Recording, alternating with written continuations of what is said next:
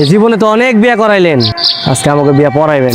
পরে জলদি কোন কবুল কইতে। আমি কবুল বলবো না। যে ট্রেন আইবো, ট্রেনের নিচে পড়ে কিন্তু একবার মারা যাইবা। মরে গেলেও আমি আপনাকে বিয়ে করব না। ঘটক সাহেব, 10,001 টাকা দিনমোহর ধার্য করিয়া রমিজ মিয়ার ছেলে সাগর মিয়ার সাথে আপনার বিবাহ হইতে যাইতেছে, তাহলে পয়লা ফেলেন আলহামদুলিল্লাহ কবুল।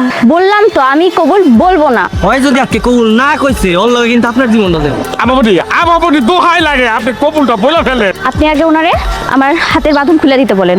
আরে 3বার কবুল কইবা তো কোনে 10 বার গন যাইতো। ঘটক সাহেব ওনারে কিছু কইবেন আপনি? আমাবনি আপনার জীবনটা তো যাইবো লাগে আমার জীবনটা আপনি শেষ করে দিতেছেন।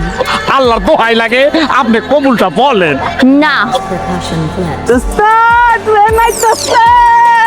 আমাবনি আমি 3টা বিয়ে করছি, আমার 3টা বউ পেতে হয়ে যাবে।